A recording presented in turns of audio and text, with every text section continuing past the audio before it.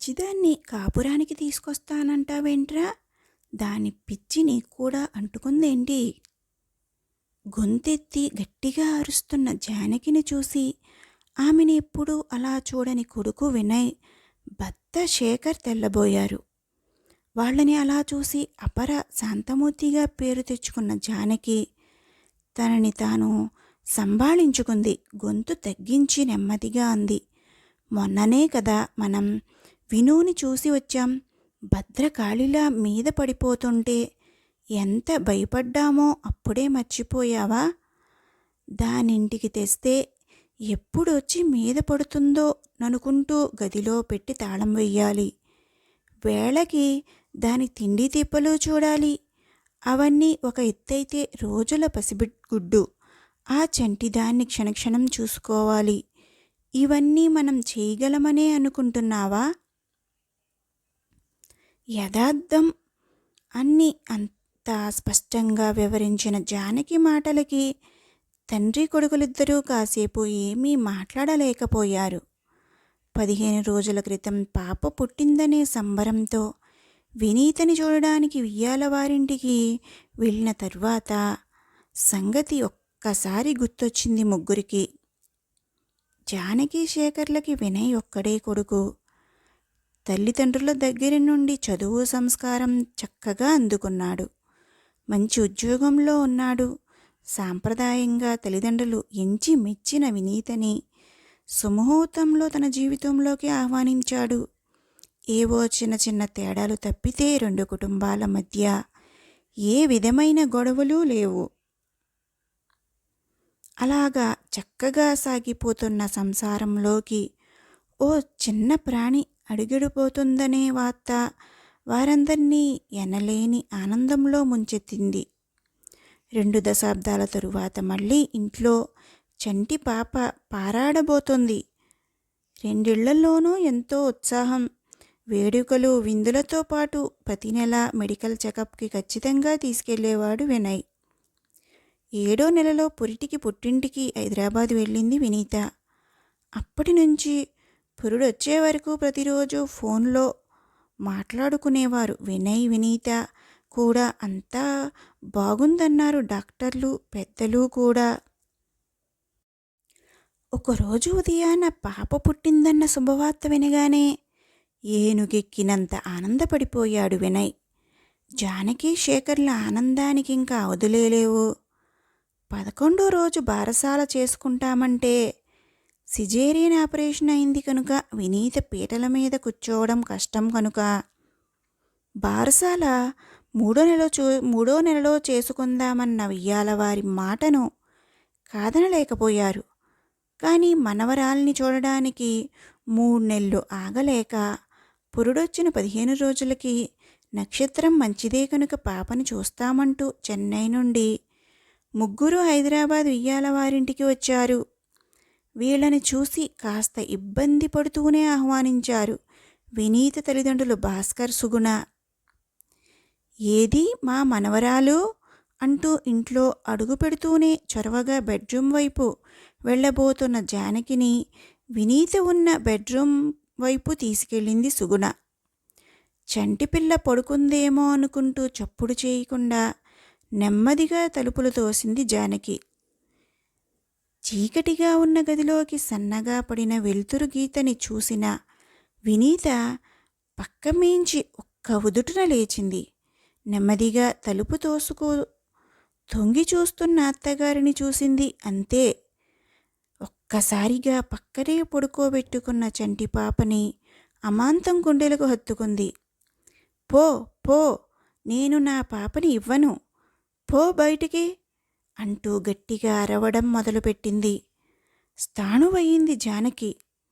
గట్టిగా అరుపులు వినిపించి వెనకనే ఉన్న శేఖర్, వినయ్ కాస్త తొంగి చూశారు. చెదిరిపోయిన జుట్టుతో, బెదురుతున్న కళ్ళతో, తెచ్చిపెట్టుకున్న కోపంతో గట్టిగా అరుస్తున్న వినీతను చూసి తెల్లబోయారు. హడలిపోయిన జానకి వెంటనే తలుపులు మూసేసి వెనక్కి తిరిగింది. పాలిపోయిన మొహాలతో భాస్కర్, సుగుణలు క్షమించమన్నట్టు చూశారు వీళ్ళని. అప్పుడే అక్కడికొచ్చిన ఫ్యామిలీ డాక్టర్ మహేష్ జరిగింది గ్రహించి అందరినీ ఉద్దేశించి, రండి కూర్చుందామంటూ వాళ్ళని హాల్లో సోఫాల వైపు నడిపించాడు. డాక్టర్ గారు ఇప్పుడే ప్రయాణం చేసొచ్చారు. కాస్త కాఫీలు తాగాక అంతా చెబుదురుగాని అంది వినీత తల్లి సుగుణ. అవునండి, ముందు కాస్త రిలాక్స్ అవ్వండి, అప్పుడు మాట్లాడుకుందాం అంటున్న డాక్టర్ మాటలు అర్థంగాక ఒకరి ముఖాలొకరు చూసుకున్నారు. జానకి, శేఖర్, వినయ్. వరాల మొలక చంటిపాపని చూడడానికి ఉప్పొంగుతున్న ఉత్సాహంతో వచ్చిన ఆ ముగ్గురు రాక్షసిలా అరుస్తూ మీద పడుతున్న వినీతను చూసి స్థాణువులయ్యారు. వారికసలు నోటమ్మట మాటనేదే రాలేదు. భాస్కర్ సుగుణల బలవంతం మీద స్నానాలు చేసి కాఫీ టిఫిన్లు ముగించి అందరూ హాల్లో కూర్చుని స్థిమితపడ్డాక భాస్కర్ వాళ్ళ ఫ్యామిలీ డాక్టర్ మహేష్ నెమ్మదిగా మాట్లాడడం ప్రారంభించాడు. ముందుగా జానకిని చూసి, అమ్మా, మీరు కంగారు పడకండి, అంతా వివరంగా చెప్తాను అంటూ అందరినీ ఉద్దేశించి చెప్పసాగాడు. మొదటి నుండి జరిగిందంతా చెప్తాను. చదువు సంస్కారం ఉన్నవారు అర్థం చేసుకుంటారని అనుకుంటున్నాను. మామూలుగా 9 నెలలు నిండాక మీ కోడలు వినీతని చెకప్కి తీసుకెళ్ళినప్పుడు బేబీ బాగా తయారైందని, ఎప్పుడైనా పురుడు రావచ్చని గైనకాలజిస్టు చెప్పింది. అలా చెప్పాక కూడా వారం గడిచినా నొప్పులు రాక అనీజీగా అనిపిస్తే హాస్పిటల్లో జాయిన్ చేసుకుంది. మామూలుగా నొప్పులొస్తే పర్వాలేదు, లేకపోతే పరిస్థితిని బట్టి సిజేరియన్ చేస్తాను అంది. అదంతా మీకు తెలిసిందే కదా. కానీ అప్పుడే వినీత మనసులో ఒక సందేహానికి బీజం పడింది. అదేమిటంటే సిజేరియన్ చేసినప్పుడు తనకి మత్తుమందు ఇస్తారని, అలా ఇచ్చినప్పుడు తనకి తెలియకుండా తన పాపని తీసుకెళ్ళిపోతారని ఒక విధమైన భయోద్వేగానికి లోనైంది. మరి అలా ఎందుకనుకుందో మాకు తెలియలేదు, కానీ అలా జరగదని మేమెంత నచ్చచెప్పినా వినలేదు. ఆపరేషన్కి కానీ మత్తు మందు ఇవ్వడానికి కానీ ఒప్పుకోలేదు. ఇంకా సిజేరియన్ చెయ్యక తప్పని పరిస్థితుల్లో ఒక విధంగా బలవంతంగానే వినీతకి అనస్థీషియా ఇవ్వవలసి వచ్చింది. ఆపరేషన్ అంతా బాగానే అయింది, పాప కూడా హెల్దీగానే ఉంది అని అందరం సంతోషిస్తున్న టైంలో తెలివిలోకి వచ్చిన వినీత ప్రవర్తన విచిత్రంగా మారిపోయింది. పాపని ఒక్క క్షణం వదిలిపెట్టడం లేదు. ఒక్క క్షణం వదిలినా ఎవరో తీసుకెళ్ళిపోతారేమోననే భయం ఎందుకో తనలో ప్రవేశించింది. తన దగ్గరికి ఎవరైనా వస్తే చాలు తన పాపని తీసుకెళ్ళిపోతారనే భయంతో చంటి పిల్లని మరింత దగ్గరగా తీసుకుని గట్టిగట్టిగా అరిచేస్తోంది. ఎందుకిలా చేస్తుందో మాకేమీ అర్థం కావడం లేదు. ఆపరేషన్ అంతా బాగా అయ్యి తల్లి బిడ్డ క్షేమంగా ఉన్నారని సంతోషపడుతుండగానే ఏమిటో వినీత ప్రవర్తన ఇలా మారిపోయింది. వింటున్న శ్రోతలు నిశ్చేష్టులయ్యారు. డాక్టర్ చెప్పడం అవగానే కళ్ళ నీళ్ల పర్యంతమవుతూ తనకి తెలియకుండా మత్తుమందు ఇచ్చేశామని, మా మీద కూడా నమ్మకం పోయి పాపని మా చేతికి కూడా ఇవ్వడం లేదు, ఎవరొచ్చి తన పాపని తీసేసుకుంటారో అన్నట్టు గాలి కూడా రాకుండా తలుపులు కిటికీలు మూసేసుకుని ఆ చంటిదాన్ని ఒళ్ళో పెట్టు కూర్చుంటుంది. అందుకే ఇప్పుడు మీరు వెళ్ళగానే పాపని తీసేసుకుంటారేమోనని అంత గట్టిగా అరిచేసింది అంది సుగుణ. వింటున్న శేఖర్ కుటుంబం తెల్లబోయింది. వినయ్ వినీతల వివాహం జరిగి అప్పటికి 4 ఏళ్ళయింది. అత్తగారిని తల్లి స్థానంలో నిలబెట్టుకుని ఆవిడ చెప్పినట్టే వినయ్ వాళ్ళ కుటుంబ పద్ధతులకి సాంప్రదాయాలకి చాలా తొందరగా అలవాటు పడిపోయింది వినీత. ఇప్పటి రోజుల్లోని ఆడపిల్లల విరగబాటు లేకుండా ఇంట్లో అందరితో చక్కగా కలిసిపోయిన వినీత అంటే అత్త జానకికి చాలా అభిమానం. మామూలుగానే ఆడపిల్లలంటే కొంచెం ఇష్టపడే జానకి వినీత కోడలయ్యాక తనకి కూతురు లేని లోటు తీరినట్టే అనుకుంది. గర్భవతి అయ్యే 7వ నెల వెళ్ళిపోతుందనగా ఇంకా తప్పదన్నట్టు పురిటికి పుట్టింటికి వచ్చింది. అలా వచ్చిందన్న మాటే కానీ రోజు ఉదయం సాయంత్రం చెన్నై ఫోన్ చేసి వినయ్తోనో జానకితోనో మాట్లాడి అక్కడి ఇంట్లో ఆ రోజు ఏం జరిగిందో తెలుసుకుంటూనే ఉండేది వినీత. అంతగా తమ ఇంట్లో కలిసిపోయిన వినీత ఇలా రాక్షసిలా అరుస్తూ మీద పడిపోవడమేమిటో అస్సలు అర్థం కావడం లేదు వాళ్ళ ముగ్గురికి. అందులోనూ ఇప్పుడు డాక్టర్ చెప్తున్నది వింటుంటే పాపని వాళ్ళ అమ్మా నాన్నలకి కూడా ఇవ్వట్లేదని, ఎవరినీ దగ్గరికి రానివ్వడం లేదని తెలిసి ఇంకా ఆశ్చర్యపోయారు. జరిగిందంతా శ్రద్ధగా వింటున్న శేఖర్ కాస్త తేరుకుని, మరి స్పెషలిస్ట్ ఎవరికీ చూపించలేదా? ఇదంతా మాకెందుకు చెప్పలేదు అని అడిగారు. సుగుణ నెమ్మదిగా చెప్పింది. 2 రోజులు మధ్య మధ్యలో తెలివొచ్చి అలా అంటున్నా మేమేమీ పట్టించుకోలేదు. 3వ రోజు నుంచి ఈ ప్రవర్తన ఏదో వింతగా అనిపించి డాక్టర్ని అడిగాము. వాళ్ళన్నారు, కొంతమంది ఆడవాళ్ళకి డెలివరీ అయ్యాక నరాల బలహీనత వల్ల, శరీరంలో జరిగే విపరీతమైన హార్మోన్ల మార్పుల వల్ల ఇలాగా ప్రవర్తిస్తుంటారని. 4 రోజుల్లో సరైపోతుందని చెప్పారు. 4 రోజులేమిటి, అప్పుడే 15 రోజులైపోయింది కదా అడిగింది జానకి. భాస్కర్ అందుకున్నాడు. అవునండి, వారం దాకా ఓపిక పట్టాము. తర్వాత మాకు భయం వేసి స్పెషలిస్టుని కలిశాము. వాళ్ళు టెస్టులు చేసి హార్మోన్ల మార్పు ప్రభావం చాలా ఎక్కువగా ఉందని చెప్పి దానికి తగ్గ మందులు ఇచ్చారు. ఈ వారమంతా వాడాము. రోజురోజుకి విను ధోరణి విపరీతమైపోవడం తప్పితే ఎక్కడా ఆ మందుల ప్రభావం కనిపించలేదు. మరిప్పుడెలా? ఆతృతగా అడిగాడు వినయ్. డాక్టర్ మహేష్ వినయ్ వైపు తిరిగి చెప్పాడు. కంగారు పడకండి, ఇది ముందు నరాల బలహీనత అనుకున్నాం, తర్వాత హార్మోన్ల ప్రభావం అనుకున్నాం. ఏది ఇతిమిత్తంగా తెలియలేదు. రేపు ఇంకో స్పెషలిస్ట్ దగ్గర అపాయింట్మెంట్ తీసుకున్నాం. మీరెలాగూ వచ్చారు గనుక ఆ స్పెషలిస్ట్ దగ్గరికి మీరు రండి. ఈ రోజుల్లో వైద్యం బాగా అభివృద్ధి చెందింది. అసలు రోగమేమిటో తెలియాలి తప్పితే అన్నింటికీ చక్కటి మందులున్నాయి. వినీత మామూలుగా ఆరోగ్యవంతురాలే కనుక ఇదేదో తాత్కాలిక సమస్యే అయ్యుంటుంది. రేపు ఆ డాక్టర్ని అందరి సందేహాలు అడుగుదాం. డాక్టర్ మాటలు విన్న శేఖర్, జానకి, వినయ్లకి ఏం మాట్లాడాలో తోచలేదు. భాస్కర్ కల్పించుకుని, బావగారు దయచేసి రేపు మీరు కూడా మాతో రండి. మాకసలు ఈ పిల్ల ఇలా అయిందేమిటా అని బెంగగా ఉంది. మీరు పక్కనుంటే కాస్త ధైర్యంగా ఉంటుంది అన్నాడు. అంతకన్నానా? అసలు రేపు విషయం ఏమిటో కనుక్కుందాం. ఏం మాట్లాడాలో తెలియని పరిస్థితిలో ఉన్న శేఖర్ భాస్కర్కి మాటిచ్చేశాడు. వినయ్కైతే అంతా అయోమయంగా అనిపించింది. ఈ వినీత తన వినీతేనా అన్న అయోమయం వచ్చింది.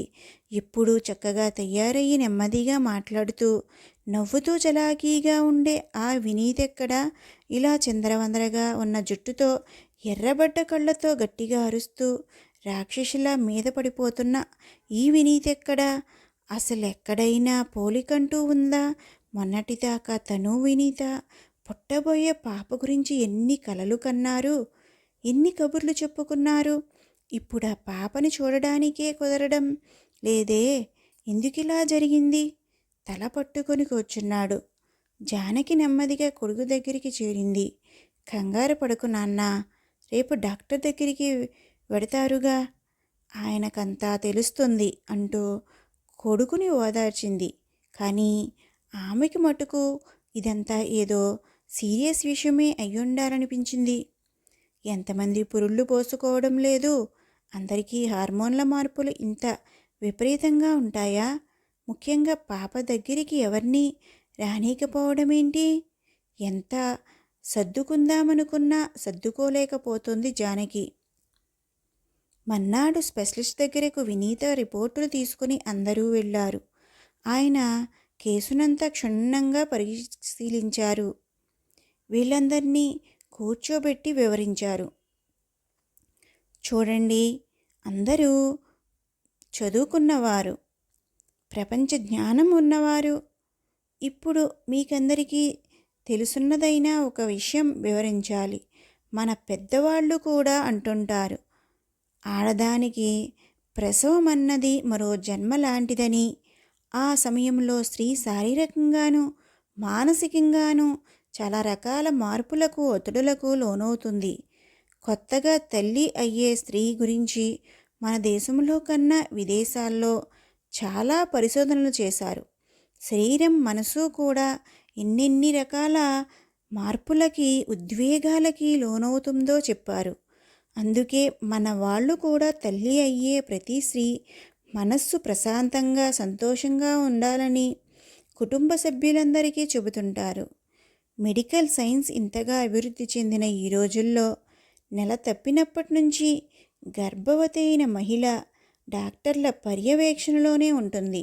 వినీత విషయంలో మీరంతా ఏమీ తక్కువ చేయలేదు. అమ్మా నాన్నల కన్నా ఎక్కువగా అత్తమామలు భర్త ఆమెను చూసుకున్నారు. మానసికంగానూ శారీరకంగానూ కూడా ఆమెకి ఏ లోటు లేదు. కానీ ప్రసవం తర్వాతే వినీత ఇలా ప్రవర్తిస్తుందంటే ఎందుకని మనం ఆలోచించాలి. ఆసక్తిగా వింటున్న శ్రోతలు కుర్చీలో కాస్త ముందుకు జరిగారు. మెడికల్ సైన్స్ ప్రకారం చెప్పాలంటే ప్రసవమైన స్త్రీలలో 90% మంది ఆ తర్వాత జరిగే ప్రసవానంతర రక్తస్రావానికి ఒక విధమైన మానసిక బలహీనతలకి గురవుతారు. కానీ అందులో 50% మంది ఆ తర్వాత 4 రోజుల్లోనే మానసికంగా దానిలోంచి బయటపడతారు. మరో 20% మంది ప్రసవమైన 2 వారాల్లో మామూలు మనుషులవుతారు. కానీ 20% మందిలో మటుకు ఈ మానసిక రుగ్మత అన్నది 2 వారాలైనా పోదు. ఆ కోవలోకే వచ్చింది ఇప్పుడు ఈ వినీత. ఎందుకంటారండి? ఆతృతగా అడిగింది సుగుణ. అడగడమైతే సుగుణే అడిగింది, కానీ జవాబు వినడానికి అక్కడున్న అందరూ అంతే ఆతృతతో చూస్తున్నారు. దానికి చాలా కారణాలుంటాయి. ప్రసవానికి ముందు వినీత చాలా సంతోషంగానే ఉన్నట్లు తెలుస్తుంది. ఆపరేషన్ కూడా చాలా బాగానే అయింది. ఆ తర్వాతే ఆమెలో ఈ వింత ప్రవృత్తి కనపడుతుందంటే దాని వెనక ఏదైనా బలమైన కారణం ఉండుండాలి. ఆమె మనసు మూలాల్లో ఎక్కడో ఆమెకే తెలియని ఒక భయం, భీతి ఉండుండాలి. సొంత తల్లిదండ్రులకి కూడా పాపనివ్వడం లేదంటే ఆమె మనసులో ఉన్న భయం ఏమిటో మనకు తెలియాలి. అప్పుడు కానీ మనం దాని గురించి ఏం చెయ్యలేం. డాక్టర్ మాటలు వింటున్న వాళ్ళకి విషయం మరింత అయోమయంగా అనిపించింది. డాక్టర్ మళ్ళీ అన్నాడు, దీనికి మెడికల్ భాషలో చాలా పెద్ద పదమే ఉంది. ఇటువంటి దానిని మా వైద్య పరిభాషలో పోస్ట్పోర్టం డిజార్డర్ అంటాం. మామూలు భాషలో చెప్పాలంటే ది బేబీ బ్లూస్. 10% కేసుల్లో ప్రసవమైన తరువాత కలిగే శారీరక మానసిక అస్థిరత్వం వల్ల, శరీరంలో విపరీతంగా జరిగే హార్మోన్ల మార్పుల వల్ల మనసు మూలల్లో ఎప్పుడో దాగున్న భయాలన్నీ బయటపడతాయి. ఇప్పుడు వినీత 10% మహిళల్లో వచ్చే మానసిక రుగ్మతలో ఉంది. దానికి కారణాలేమిటో కనుక్కోవాలి. ఎలా తెలుస్తుంది డాక్టర్? భాస్కర్ వెంటనే అడిగాడు. మీరు కంగారు పడకండి. నాకు తెలిసిన సైకియాట్రిస్ట్ ఉన్నాడు. నేను స్పెషల్ కేసుగా చెప్తాను. మీరు వెళ్ళి ఆయన్ని కలవండి. కంగారేం లేదు, అంతా సరైపోతుంది అంటూ ఆ సైకియాట్రిస్ట్ పేరు నెంబరు రాసి భాస్కర్కి ఇచ్చాడు. సైకియాట్రిస్ట్ అన్నమాట వింటుండగానే అందరి మొహాల్లోనూ మార్పులు వచ్చేశాయి. సుగుణ ముఖంలో కంగారు కనబడితే శేఖర్ ముఖంలో ఆశ్చర్యం కనబడింది. వినయ్ మొహం పాలిపోయింది. జానకికి నోట మాట రాలేదు. యాంత్రికంగా నమస్కారం చేస్తూ డాక్టర్ దగ్గర సెలవు తీసుకున్నారందరూ. ఆ రాత్రే బయలుదేరి వెనక్కి చెన్నై వచ్చేశారు శేఖరం కుటుంబ సభ్యులు. అప్పటికప్పుడే అది జరిగి 15 రోజులైంది. అదంతా గుర్తొచ్చింది జానకికి. ఆ తర్వాత వియ్యాల వారిద్దరి మధ్య రోజు వినీత విషయమై ఫోన్లో సంభాషణలు జరుగుతూనే ఉన్నాయి. శేఖరు, వినయ్ రోజు భాస్కర్ నుండి వివరాలు తెలుసుకుంటున్నారు. జానకి మటుకు స్తబ్దుగా ఉండిపోయింది. కోడలికి ఈ పిచ్చేమిటో, ఆ చంటిది ఎలా పెరిగి పెద్దవుతుందో, నిండా 30 ఏళ్ళు కూడా లేని వినయ్ భవిష్యత్తు ఏమిటో ఆమెకి అస్సలు అర్థం కావడం లేదు. అంత టెన్షన్లో ఉన్న జానకి దగ్గరికి వినయ్ వచ్చి, అమ్మా, మనం వినూని ఇంటికి తెచ్చుకొసుకుందాం అనగానే అందుకే అంత గట్టిగా అరిచింది. పిచ్చిదాన్ని కాపురానికి తీసుకొస్తానంటావేంట్రా, దాని పిచ్చి నీకు కూడా అంటుకుందేంటి అంటూ. వినయ్ ఏమీ మాట్లాడలేక అలా నిలబడిపోయాడు. శేఖర్ గబగబా జానకి దగ్గరికి వచ్చాడు. ముందు నువ్వు కూర్చో అంటూ డైనింగ్ టేబుల్ దగ్గర కుర్చీలో కూర్చోబెట్టాడు. చూడు జానకి, విను పిచ్చిదేమీ కాదు, నువ్వా ముందా మాట మానేయి అన్నాడు. పిచ్చిది కాకపోవడం ఏంటండి, మనం కళ్ళారా చూసాం, డాక్టరే అన్నాడు కదా సైకాటిస్ట్ని కలవమని. సైకాటిస్ట్ దగ్గరికి ఎవరు వెళ్తారో నాకు తెలియదంటారా, ఎదురు ప్రశ్నించింది జానకి. వినయ్ ముందుకొచ్చాడు. అమ్మా, ముందు నువ్వు విషయమంతా విను. ఈ 15 రోజుల్లో మావయ్య గారు వాళ్ళు ఎంతమందిని కలిశారో, వాళ్ళేం చెప్పారో అన్నీ చెప్తాను అంటూ తల్లి పక్కన కుర్చీలో కూర్చుని వినయ్ నెమ్మదిగా వివరించాడు. మావయ్య గారికి లక్ష్మి అని ఒక చెల్లెలు ఉండేదిట.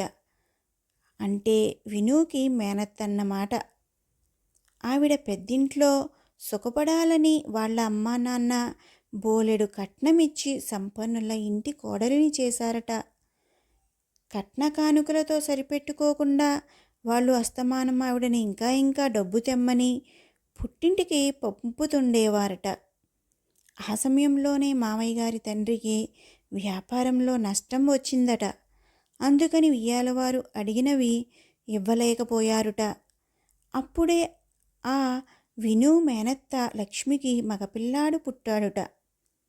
లక్ష్మి అత్తవారొచ్చి పాలు తాగుతున్న పురిటి కందుని లక్ష్మి వద్దని వేడుకుంటున్నా వినకుండా, వీడు మా వంశాంకురం, నువ్వు డబ్బు తీసుకుని మా ఇంటికొచ్చాకే వీణ్ణి చూసేది అంటూ బలవంతంగా లాక్కుపోయారట. ఆ బాధ భరించలేక పిచ్చి బాలింతరాలు లక్ష్మి అస్తమానం పిల్లవాడి కోసం ఏడుస్తూ ఉండేదట. ఆ ఏడుపే ఆ పిచ్చి బాలింతరాల్ని ఉన్మాదంలోకి దింపిందట. ఒక గుడ్డల మూట పట్టుకుని, నా బాబుని నేనివ్వను అంటూ తిండి తిప్పలు లేకుండా హృదయ విదారకంగా ఏడ్చేదిట. ఎవరిని ఆఖరికి వాళ్ళ అమ్మా నాన్నల్ని కూడా ఆ గొడ్డల మూటని పట్టుకోనిచ్చేది కాదుట. ఆ గుడ్డల మూటే తన బిడ్డ అన్న భ్రమలోనే ఉండేదిట. డబ్బు సమకూర్చలేక ఆమెని అత్తింటికి పంపలేకపోయారుట తల్లిదండ్రులు. తను కన్న బిడ్డని మళ్ళీ చూడలేకపోయిందట విను మేనత్త లక్ష్మి. ఆ భ్రమలోనే ఆవిడ చనిపోయిందట. ఇదంతా సరిగ్గా వినూకి 8 ఏళ్ళు ఉన్నప్పుడు జరిగింది. తెలిసి తెలియని వయసులో ఇంట్లో మేనత్త పిల్లవాడి కోసం ఏడిచే ఏడుపు విను మనసులో ముద్రపడిపోయింది. ఆ విషయం ఆమె మనసు పొరల్లో ఎక్కడ ఉందో కానీ మళ్ళీ వినూకి డెలివరీ కోసం మత్తుమందు ఇస్తారన్నప్పుడు గుర్తొచ్చింది. తనకి మత్తుమందిచ్చేసి తన పాపని తీసుకెళ్ళిపోతారనే దృఢమైన అభిప్రాయం కలిగింది వినూకి. సాధారణంగా డెలివరీ అయ్యాక ఆడవారిలో కలిగే హార్మోన్ల మార్పు వల్ల, నరాల బలహీనత వల్ల, ఎక్కువగా మానసిక ఆందోళనకి గురవడం వల్ల విను తనని తాను సంభాళించుకోలేకపోయింది. అందుకని అలా ప్రవర్తిస్తోంది. అంతేకాని విను పిచ్చిది కాదమ్మా. విను గురించి అంత వివరంగా చెబుతున్న వినయ్ని విచిత్రంగా చూసింది జానకి. శేఖర్ ముందుకొచ్చాడు. అవును జానకి, ఈ 15 రోజుల్లోనూ రోజు బావగారితో మాట్లాడుతున్నాను కదా, ఆయన చెప్పారు. సైకాటిస్ట్ వినూని బాగా పరీక్షించి కారణం ఇది అని చెప్పగానే స్పెషలిస్ట్ విను తొందరగా కోలుకోవడానికి మంచి మందులు ఇచ్చాడుట. కానీ మందులతో మాత్రమే పని జరగదని, దానితో పాటు ఇంట్లో వారి సహకారం వినూకి చాలా కావాలని చెప్పాడుట. వాళ్ళు కౌన్సిలింగ్లో ఎలా చెప్పారో అలాగే జాగ్రత్తగా విను మనసు కుదుట పడేటట్లు చూసుకున్నారట ఇన్నాళ్ళు. నెమ్మది నెమ్మదిగా మార్పు కనబడుతుందిట. ఇప్పుడు పాపని వాళ్ళ అమ్మా నాన్నలకి అందిస్తుందట విను. వాళ్ళతో పాటే మనం సహకారం కూడా ఉంటే తొందరగా మనుషుల్లో పడుతుందని డాక్టర్లు చెప్పారుట. అందుకనే వినోని ఇక్కడికి తీసుకొస్తున్నామని చెప్పారు బావగారు అన్న శేఖర్ మాటలకి తలెత్తి చూసింది జానకి. వినయ్ తల్లి కాళ్ళ దగ్గర కూర్చున్నాడు. అమ్మా, భార్యని ఎలా చూసుకోవాలో నువ్వే ఇదివరకు ఎన్నోసార్లు చెప్పావు. ఏ తండ్రి కూడా కూతురికి తిండి పెట్టుకోలేక పెళ్ళి చేసి పంపించడు. మన వంశం నిలబెట్టడానికి ప్రాణంలా పెంచుకున్న కూతుర్ని మన ఇంటికి పంపుతాడు. మన ఇంటికొచ్చిన లక్ష్మిని మనం జాగ్రత్తగా చూసుకోవాలి అని నాతో ఎన్నోసార్లు చెప్పలేదా అమ్మా నువ్వు? మన ఇంటి లక్ష్మికి ఇప్పుడు నిజంగా మన సహకారం కావాలమ్మా. ఇలాంటి పరిస్థితుల్లో ఉన్న భార్యని రావద్దనడం ధర్మమేనంటావా? నువ్వే చెప్పు అని అడిగాడు. కానీ అనబోతున్న జానకిని మరి మాట్లాడనివ్వకుండా వాళ్ళు రేపొస్తున్నారు.